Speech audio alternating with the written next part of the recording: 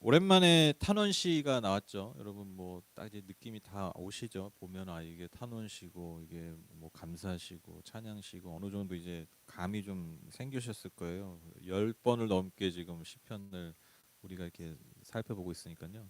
내용 이 어떤 분위기, 내용, 어휘 이런 것들을 보면 아마 다 이제 감각적으로 깨달으실 수 있을 것입니다. 우리가 지금까지는 좀 다른 장르들 시편을 보다가 오늘 오랜만에 다시 탄원 시가 나왔는데 특별히 오늘 이 시인은요 어떠한 고통을 받고 있냐면 죄가 없어요. 죄가 없는 자신인데 어떻게 보면 하나님 앞에 사람 앞에 의인으로서 정말 그렇게 온 삶을 들여 살았던 삶인데 자신을 고통스럽게 하는 그 악인들 때문에 그 하나님을 재판장 세워서 하나님을 재판장 삼아서 그 악인들의 그런 탄원 그런 악인들의 어떤 정죄 그런 참소 그런 거로부터 나를 구원해 달라. 그런 자신의 억울함을 아주 하나님 앞에 강하게 탄원하는 내용이 바로 오늘의 시입니다. 1절 2절 보시면 주님 나의 진실을 변호하여 주십시오. 이 부르짖는 소리를 들어 주십시오. 거짓 없이 드리는 나의 기도에 귀를 기울여 주십시오. 주님 친히 너는 죄가 없다고 판결하여 주십시오. 주님의 눈으로 공평하게 살펴보아 주십시오. 그러니까 여러분 우리도 이렇게 살면서 되게 억울한 경우들이 있잖아요. 정말 내가 잘못한 게 없는데 어떤 내가 어떤 잘못 이렇게 삑삑 소리가 계속 나는데 그렇게 잘못 그러니까 어떤 그런 죄값을 내가 막 치러야 되고 뭐 그런 건 뭐 그냥 뭐 넘어갈 수 있는데 어떤 그 사람의 억울함이라는 게 그 고통이 굉장히 크잖아요. 그렇죠? 그러니까 뭐 간단한 뭐 그냥 뭐 단순한 것만으로도 여러분 내가 뭔가 하지 않았는데 했다라고 여겨질 때 굉장히 억울한 뭐 이렇게 삐걱삐걱 소리가 아 어떤 의자 네. 아니 뭐 이렇게 움직이는 줄 알고 네. 네. 네. 아니 그냥 자리를 옮기세요. 그게 나을 것 같은데. 네. 몸을 의자에 맞추지 마시고 의자를 몸에 맞추세요. 네. 네. 그러니까 아이들 뭐 형들 키우다 보면은 뭐 내가 했어 안 했어 뭐 그거 가지고 막 대판 싸우잖아요. 그러니까 여러분 인간은요 작은 것만으로도 내가 하지 않는 것에 대한 내가 잘못을 인정하지 않는 것에 대해서 내가 잘못을 잘못했다고 하면요 너무너무 억울해하잖아요. 그렇죠? 인간이 그래요. 하물며 여러분 어떤 굉장히 큰 어떤 사건 사고 이러한 것에 대해서 그리고 난 전혀 뭐 사람 앞에 잘못 살지 않았는데 마치 너는 악이냐 너는 잘못된 삶을 살았어 막 이렇게 많은 사람들이 나를 참소하고 나에게 손가락질 한다면 여러분 그 억울함을 누가 감당하겠냐고. 여러분 그래서 댓글 보고 자살하는 거예요. 그렇죠? 왜? 나는 그런 사람이 아닌데 많은 사람들이 나한테 그런 글을 남기는 거예요. 감당을 못 하는 거예요. 감당. 그 진짜 말 한마디에 천냥빚 갚는다. 이게 여러분 저는 이제 이 말이 약하다고 생각해요. 그렇죠? 말 한마디에 천냥빚 갚는 정도가 아니에요. 굉장히 파괴력이 있는 거예요. 아니요. 우리가 살다 보면 여러분 살다 보면 그런 날이 있어요. 그런 날이 다 있어요. 네. 모든 사건 사고의 시작이 나로부터 출발되는 여러분 우리가 살다 보면 그런 날이 있다니까요. 네.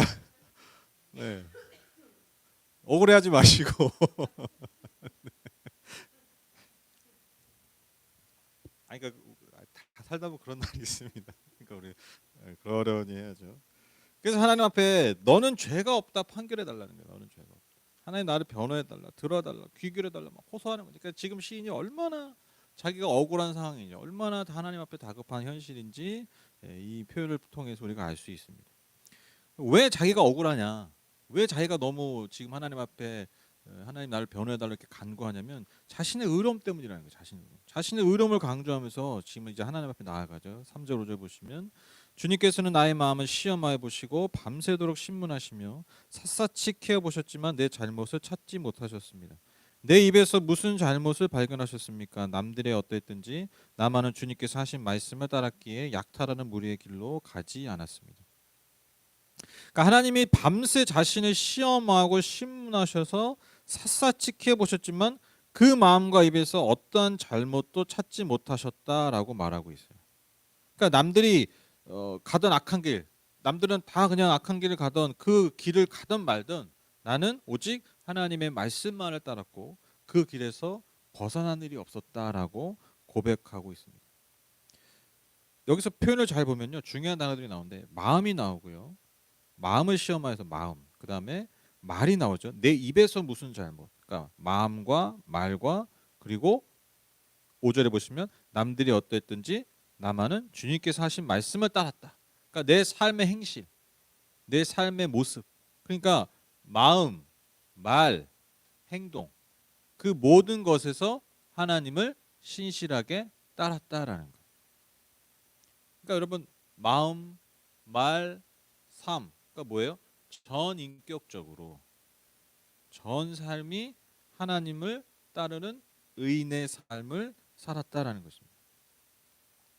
여기서 그 참 어떻게 보면 참 의미심장한 표현이 뭐냐면, 여러분 이 3절 보시면 재밌는 그 표현이 나오잖아요. 주님께서 나의 마음을 시험하여 보시고 밤새도록 신문하시며 샅샅이 지켜 보셨지만, 그러니까 마치 하나님이 재판장처럼 밤새 나한테 너 이거 잘못했어, 저거 잘못했어, 너 뭘 잘했어, 뭐 이렇게 밤새 신문했다는 거예요. 여러분 이게 어떤 표현일까요? 진짜 하나님이 신문하셨을까요? 진짜 하나님 갑자기 나타나셔가지고 땅땅땅 너의 잘못을 뭐 변호해 봐라, 너의 의로움을 변호해 봐라, 뭐 하나님 정말 그렇게 하셨을까요? 그런 의미라기보다 이게 아주 시적인 표현이죠. 밤새 너무 고통스러웠던 거. 왜? 아무리 내가 생각해도 내가 잘못한 게 없어. 아무리 내가 되짚어보고 내 삶을, 내 말과 내 입술과 내 마음, 내 생각, 내 행동 모든 걸 다 아무리 밤새, 여러분 너무 억울하면 잠이 안 오죠. 잠이 오니까 뭐겠 내가 정말 잘못했나 계속 생각한 거야. 아무리 밤새 생각해도 내가 잘못한 게 없어. 그러니까 이게 아주 시적인 표현이죠. 그렇죠? 그러니까 밤새 내가 잘못하지 않은 것에 대해서 그렇게 고통스러워했던 밤을, 너무 고통스러웠던 그 밤을 어떻게 표현한 거예요? 하나님이, 내가 하나님 앞에 선 거야. 그 하나님 날 신문하시는 거야. 근데 내가 그 하나님 앞에, 하나님의 신문 앞에 내가 너무나 당당했다는. 그러니까 이 얼마나 이 시인이 이 억울한 상황에 있는지, 얼마나 고통 가운데 많은 나날을 보냈는지 이 시적인 표현을 통해서 우리가 잘 알 수 있습니다. 5절이 내 발걸음이 주님의 발자취만을 따랐기에 그 길에서 벗어난 일이 없었습니다. 그러니까 네, 그의 전 인격적으로 하나님만을 오직 따랐다라는 것이죠. 이어서 시인은요, 핵심적인 이제 탄원을 하는데요. 이 탄원을 한마디로 얘기하면요, 악인으로부터 자신을 구원해 달라는 거예요. 6절 9절 보시면 하나님, 내가 주님을 부르니 내게 응답하여 주십시오. 귀 기울이셔서 내가 아뢰는 말을 들어 주십시오. 주님의 미쁘심을 크게 드러내 주십시오. 주님께로 피하는 사람을 오른손으로 구원하여 주시는 주님, 나를 치는 자들의 손에서 나를 건져 주십시오. 주님의 눈동자처럼 나를 지켜주시고 주님의 날개 그늘에 나를 숨겨주시고 나를 공격하는 악인들로부터 나를 지켜주십시오. 나의 생명을 노리는 원수들이 나를 둘러싸고 있습니다. 그러니까 마치 여러분 이스라엘 조상들이 출애굽할 때 하나님께서 애굽의 탄압과 그들의 어떤 공격들, 그런 공격에서 지켜주신 것처럼 자신을 그렇게 지켜달라고 간구하고 있어요. 그렇게 구해달라고, 그렇게 건져달라고 하나님 앞에 간구하고 있습니다. 여러분 그 8절의 표현을 보시면 주님의 눈동자처럼 나를 지켜주시고라는 표현이 있잖아요. 이게 눈동자처럼 지킨다는 게 뭐냐면, 저도 이게 어떤 표현일까 궁금했었는데, 그러니까 여러분 이 신체에서 가장 예민한 부분이 뭐죠? 이게 눈이에요, 눈. 그래서 여러분 그 어떠한 인간도 재채기할 때 눈을 안 감는 인간이 없어요. 이게 너무 빠른 속도로 뭐가 나가기 때문에 이 눈을 보호하는 거예요. 그래서 여러분 눈은 이 눈 안은 웬만하면 이 다치지 않아요. 그렇죠? 아주 예민하게 이 깜빡깜빡하면서, 그렇죠? 그래서 여러분 우리가 눈이 그냥 있는 것 같지만 우리가 알게 모르게 수도 없이 깜빡깜빡하잖아요. 그렇죠? 그러면서 계속 눈이 촉촉하게 지켜주는 거예요. 그러니까 우리가 알게 모르게 눈은요 아주 세심하게 지켜지고 있다라는 거예요. 그거를 고대 사람들이 그렇게 표현한 거예요. 마치 이 신체 부위에서 아주 예민하게 반응하고 지켜지고 있는 이 눈동자가 지켜지는 것처럼 하나님이 우리를 그렇게 세심하게 지켜주신다. 그런 의미라는 것이죠. 또 주님의 날개 그늘 아래 나를 품어주셨다, 나를 숨겨주신다 이런 표현 여러분 그 날개 그늘이라는 게 마치 어미의 품 아닙니까? 어미새가 새끼새를 보호하는 모습. 그러니까 하나님께서 나를 그렇게 세심하게 아주 주도 면밀하게 그리고 마치 어미새가 새끼새를 돌보듯이 그렇게 따뜻하게 그렇게 하나님 나를 지켜주시고 보호해달라고 하나님께 간구하고 있다라는 것이죠. 그리고 나서 여러분 이어지는 구절에서는요 시인을 공격하는 악인들이 묘사가 됩니다. 그러니까 그들이 얼마나 나쁜 놈들인지. 그래서 그 모습에서 시인의 고통을 또한 엿볼 수가 있죠. 10절 12절 보시면 그들의 몸뚱이는 기름기가 번드르르하고 흐르고 그들의 입은 오만으로 가득 차 있습니다. 마침내 그들이 나를 뒤따라와 에워싸고 이 몸을 땅바닥에 메어 치려고 노려봅니다. 그들은 찢을 것을 찾는 사자와 같고 숨어서 먹이를 노리는 기운 센 사자와도 같습니다. 진짜 나쁜 놈들이죠. 막 잡아먹으려고 이 먹이를 기다리는 그 사자들 여러분 옛날에 동물의 왕국 보시면 이렇게 막 가만히 있는 듯하지만 결국 조금만 틈만 보이면 바로 목돔에 물면서 먹이를 사냥하는 그 마치 그런 사자와 같이 나를 죽이려고 한다는 거죠. 여기 재밌는 표현이 나오는데 10절에 보면 몸뚱이는 기름기가 번드르르 흐르고라고 표현되고 있는데 여러분 딱 이 그냥 이 글을 읽으면 그냥 딱 어떤 느낌이에요? 마치 막 탐욕적인 그래서 막 온몸에 막 기름 잘잘잘 흐르고 되게 이상한 그런 사람도 있잖아요, 그렇죠? 그러니까 부에 취해가지고 그 탐욕에 취해서 어떤 그 타락한 모습 그게 막 기름이 흐른다, 막 그렇죠? 얼굴 우리도 그런 표현이잖아요. 아유 얼굴에 기름이 막 잘잘 흐르네. 이게 부정적인 표현이잖아요, 그렇죠? 거드름 피우고 약간 그런 표현인데 근데 지금 새 번역은 이렇게 번역했는데 여러분 예전의 성경 개역개정 성경을 보면요 어떻게 표현하고 있냐면 그들의 마음은 기름에 잠겼으며라고 얘기하고 있어요. 그들의 마음은 기름에 잠겼다. 근데 이거를 이 구약의 원문인 이 히브리어 원문으로 보면요 그 히브리어를 직역을 하면 어떤 표현이냐면 그들의 기름덩이는 잠겼다라는 표현이에요. 그러니까 더 아주 직역을 하면 그러니까 그들의 기름덩이는 잠겼다. 이게 어떤 표현일까 보면요. 여러분 기름덩이는요 보통 이 고대사에서 내장을 의미해요.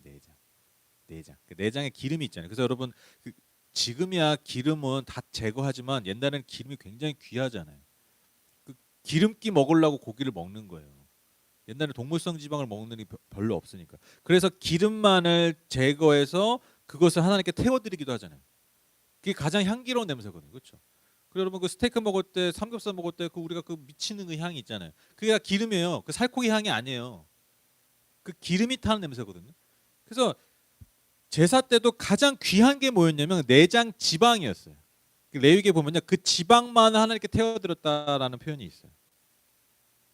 그러니까 여러분 이 내장을 그러니까 기름덩이라는 게 우리 안에 있는 내장을 의미하는데 여러분 고대 근동에서 내장은요 어떤 의미가 또 있냐면 감정이 자리 잡는 곳이에요. 감정. 그러니까 여러분 기름덩이가 잠겼다라는 게 무슨 의미일까? 마음에 동정심이 없는 거예요. 긍휼히 여기는 마음이 없는 거예요. 마치 이 성경의 표현을 빌리면 하나님의 핫세드가 없는 마음. 악인이 이와 같다라. 그러니까 여러분 그 얼굴에 기름이 좔좔 흐르고 이것도 틀린 병은 아니에요. 그렇게 표현할 수 있는데 근본적으로 가면요 그 마음에 컴패션이 없으니까 하나님의 핫세드가 없으니까요 외적으로 그렇게 나오는 거죠. 그렇죠? 왜? 누군가를 하나님 내게 주신 능력과 부와 많은 그 내가 가진 자원들을 잘 쓰지 않고 나한테만 쓰니까요. 나를 위해서만 나의 욕심만을 채우기 위해서만 쓰니까요. 당연히 얼굴에 몸에 기름이 좔좔 흐르는 거죠. 이거는 결과예요. 결과값이에요. 더 근본적으로 가면 뭐가 문제라는 거예요? 내 내장이 기름에 잠겨버린 거예요. 내 기름이 내 안에 있는 내장 즉 내 마음이 하나님의 그 마음이 내 안에 있는 하나님의 형상이 사라져버린 거예요. 이게 그와 같은 표현이라는 거죠. 아주 깊은 표현이죠. 그래서 사람을 하나님이 같이 살게 한 동시대 같이 살게 하는 그 많은 사람, 특별히 하나님의 손길이 필요한 그 사람들을 향한 그 불쌍한 마음들, 하나님의 헤세드, 심지어 고통당하는 사람을 봐도 감정을 느끼지 못하는 아주 냉정한 그 내면의 상태. 하나님의 헤세드가 없는 마음이라는 것이죠. 이게 몸뚱이는 기름기가 번드르르하고 이 표현에 아주 깊은 의미입니다. 그래서 시편 119편 70절을 보면 그들의 마음은 살쪄서 기름덩이 같으나 나는 주의 법을 즐거워하나이다. 이런 표현이 있어요. 그러니까 그들의 마음은 살쪄서, 마음이 살쪄서 기름덩이가 기름만 있는. 근데 나는 어떻다고요? 주의 법을 즐거워한다. 그러니까 나는 하나님의 헷세들을 즐거워한다라는 거예요. 그리고 입은 오만으로 가득 차 있다라고 표현하죠. 입이 오만으로 가득 차 있다. 그리고 세 번째로 보면 사람의 생명을 아까 말씀드린 것처럼 마치 그 웅크린 사자처럼 사람의 생명을 죽이려고 늘 준비하고 있는. 그리고 정말 그렇게 사는. 그래서 여러분 이게 아주 구조적으로 너무 잘 대조되고 있죠. 앞서서 자신의 의로움을 크게 세 가지로 얘기했죠. 마음, 입술, 행실. 그렇죠? 삶. 전 인격적으로 그렇게 했죠. 여기도 마찬가지죠. 그 마음이 어때요 지금? 아기는 하나님 햇세드가 없는 마음이죠. 입은 어때요? 오만으로 가득 차 있죠. 그렇죠? 세 번째로 그 사람의 행실이 어때요? 사람의 생명을 죽이는, 살리는 삶이 아니야. 여러분 아까 그 의인이 자신의 삶을 오직 하나님의 말씀만 따랐다고 그러잖아요. 근데 여러분 말씀만 따르는 삶이 뭐예요? 그 결과가 뭡니까? 생명을 살리는 거예요. 그렇죠? 사람의 생명을 살리는 것이 그게 하나님의 말씀을 따르는 삶이라는 것이죠. 그러니까 아주 대비되는 표현으로 지금 악인과 의인의 삶을 비교하고 있어요. 크게 세 가지입니다. 이거 꼭 기억하세요. 마음, 말, 행동.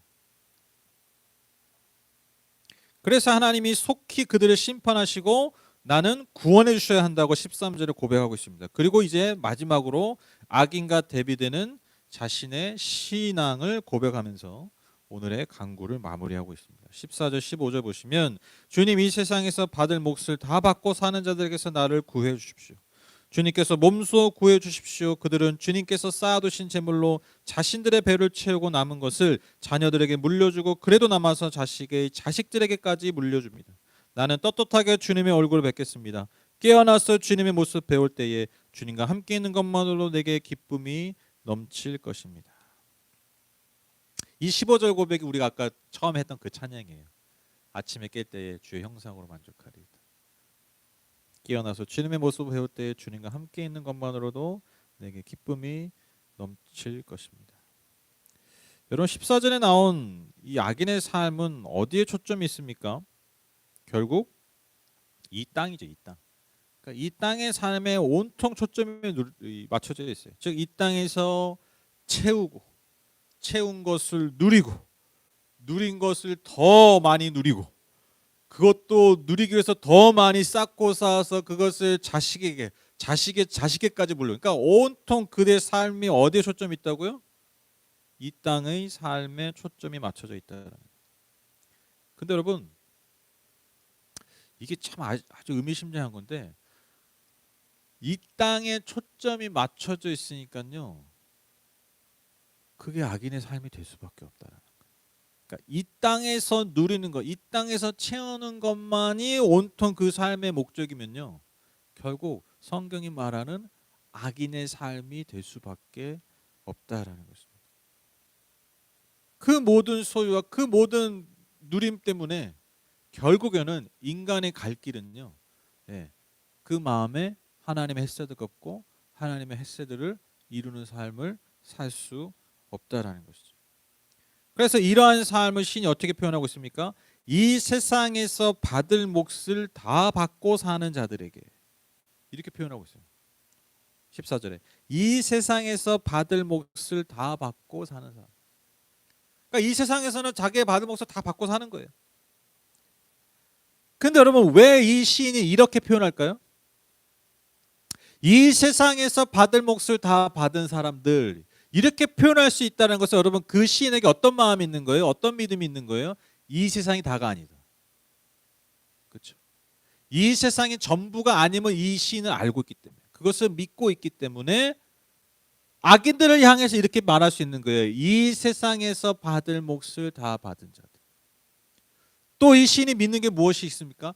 이 세상에서 받을 몫만 있는 것이 아니라 하나님께서 주시는 영원한 몫이 있다는 것을 믿는다라는 거예요. 이 두 가지 관점이 있기 때문에 믿음이 있기 때문에 지금 이렇게 악인들을 향해서 말할 수 있다는 것입니다. 그래서 이 시인은 분명히 알고 있습니다. 이 세상이 전부가 아님을 알고 있다라는 거예요. 결국엔 인간은 영원하신 그 하나님을 마주할 날이 있다라는 거예요. 하나님을 마주할 날이 있다라는 것을 시인은 믿고 있다라는 거예요. 그래서 여러분 시인이 이렇게 표현한 거예요. 나는 언젠가 하나님을 마주할 날을 내가 믿기 때문에 오늘 아침부터 주님의 얼굴에 만족하는 삶을 살겠다. 즉 주님의 얼굴을 마주할 수 있을 만큼 떳떳한 하루를 내가 선택하겠다라는 거예요. 아, 대단한 표현 아닙니까? 그렇죠? 그러니까 악인들은 하나님을 마주할 생각을 안 하니까 이 세상 것만 살잖아요. 이 세상 위에서만 살고 이 세상의 몫을 누리고 살잖아요. 근데 시인은 그게 전부가 아님을 알기 때문에 내가 나중에 하나님을 마주할 날을 내가 믿기 때문에 오늘부터, 오늘 아침부터 주님의 얼굴을 기쁨으로 맞이할 수 있는 삶을 선택하겠다라는. 아, 이게 굉장한 고백이에요. 비록 내가 이 땅에서의 삶에서는 악인들처럼 내 몫을 전부 누리지 못한다 할지라도 결국에는 이 세상의 몫과는 비교할 수 없는 하나님의 그 놀라운 그 유산, 그 놀라운 하나님의 그 유산을 내가 받을 날을 믿기 때문에 내가 주 형상의 주님의 얼굴을 보는 것에 내가 만족하리이다. 아,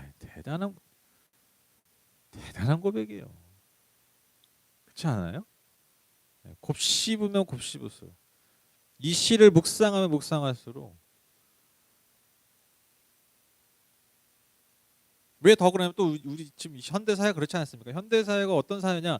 현세에 더 집중된 사회잖아요. 현세에 집중된 사회. 현재 내가 즐기고 현재 내가 만족하는 게 아주 고도로 발달된 사회잖아요. 그렇죠? 그렇잖아요. 여러분 그래서 이 고백이 더 놀라운 것 같아요.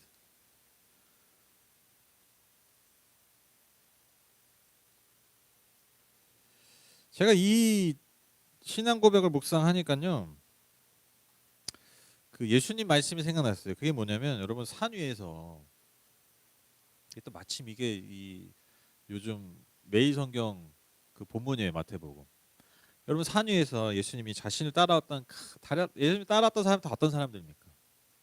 가난하고 병들고 힘들고 세상에서 인정받지 못하고 문제 많고 그렇죠?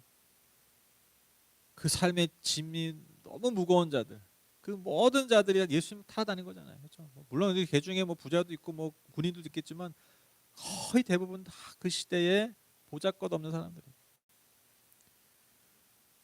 산 위에서 그런 사람들, 온통 아프고 힘들고 연약한 그 삶의 무게에 짓눌려 있는 그 사람들에게 예수님이 이 말씀을 선포하셨습니다. 마태복음 5장 3장 3절 12절 말씀 여러분 잘 들어보세요. 이거는 그냥 들어보세요. 감각을 여러분 귀에다가 한번 집중해 보세요. 심령이 가난한 자는 복이 있나니 천국이 그들의 것이며 애통하는 자는 복이 있나니 그들이 위로를 받을 것이며 온유한 자는 복이 있나니 그들이 땅을 기업으로 받을 것이며 의에 줄이고 목마른 자는 복이 있나니 그들이 배부를 것이며 긍휼히 여기는 자는 복이 있나니 그들이 긍휼히 여김을 받을 것이요 마음이 청결한 자는 복이 있나니 그들이 하나님을 볼 것이며 화평케 하는 자는 복이 있나니 그들이 하나님의 아들이라 일컬음을 받을 것이며 의를 위하여 박해를 받은 자는 복이 있나니 천국이 그들의 것임이라. 나로 말미암아 너희를 욕하고 박해하고 거짓으로 너희를 거슬러 모든 악한 말을 할 때에는 너희에게 복이 있나니 기뻐하고 즐거워하라. 하늘에서 너희의 상이 큼이라. 너희 전에 있던 선지자들도 이같이 박해하였느니라. 아, 여러분 이게 소름 돋지 않습니까? 왜 소름이 돋습니까?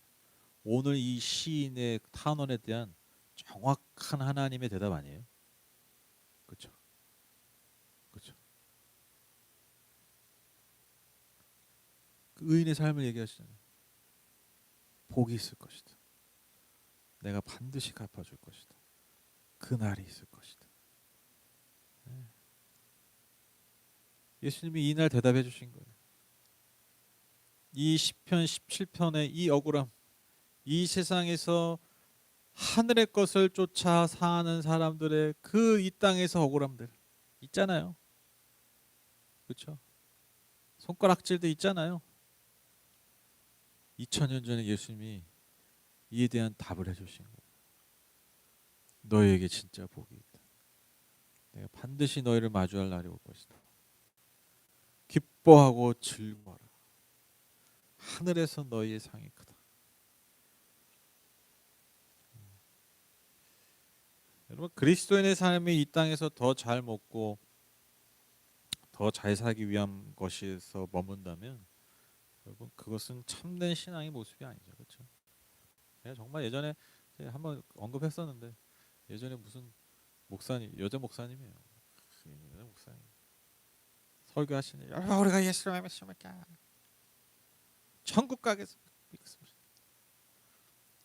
이 땅에서 더 잘 되게 해주겠습니다. 근데 그 뉘앙스가 무슨 뉘앙스냐면 천국이 옵션이야. 어떤 느낌인지 아시죠? 천국이 옵션이에요. 초점이 뭐야? 이 땅에서 더 잘 먹고 잘 살기 위해서 예수님.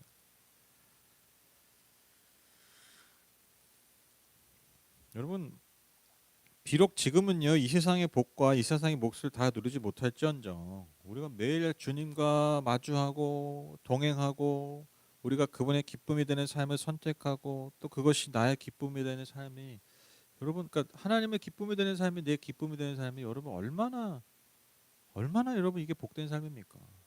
그렇죠? 여러분 9.11 테러 아시죠? 2001년에 그 9.11 테러가 났을 때 정말 뭐 엄청난 많은 사람이 죽었죠. 그 테러 때문에.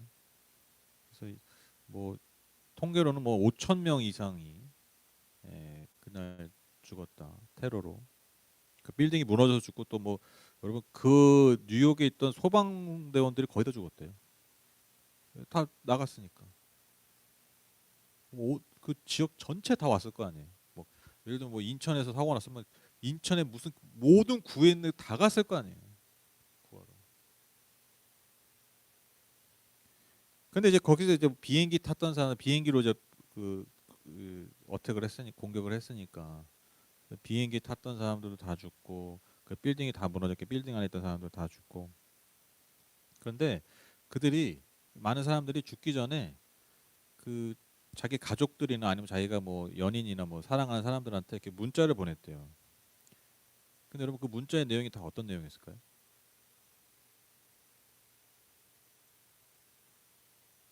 야 가스불 하나 더 꺼놔라 뭐 이런 빨래 널어라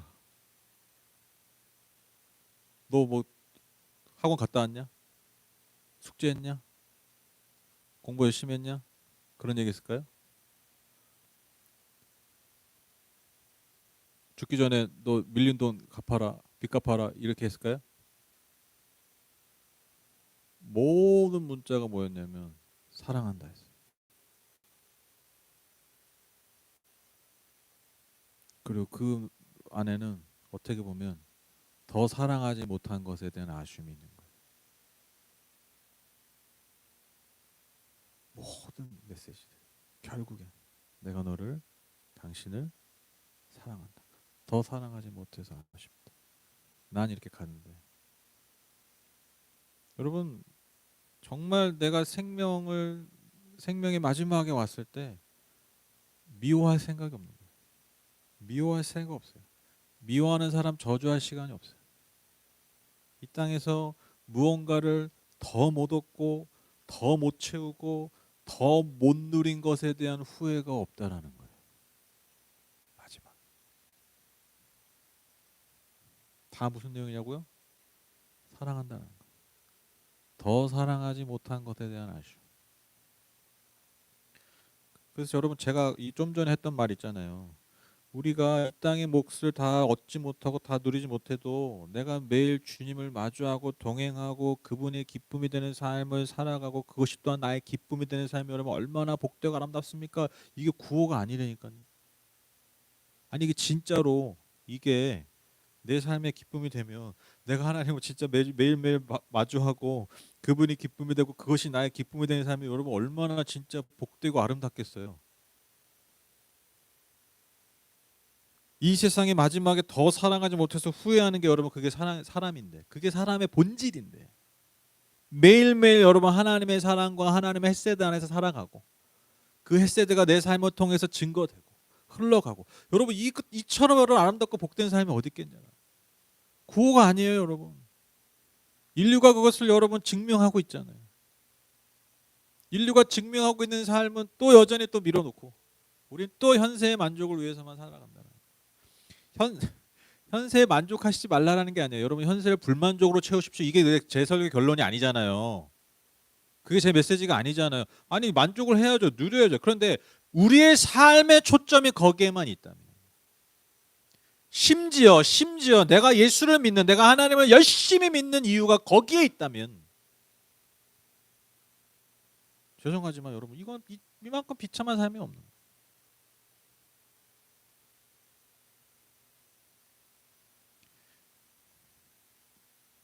오늘 설교 제목입니다. 이 세상이 마지막이 아니라. 마지막이 아니라면이 아니죠. 우리 이 세상이 마지막이 아니면 믿는 사람들이죠. 그렇죠? 가정법이 아니에요. 우리는 믿음 있는 사람이에요.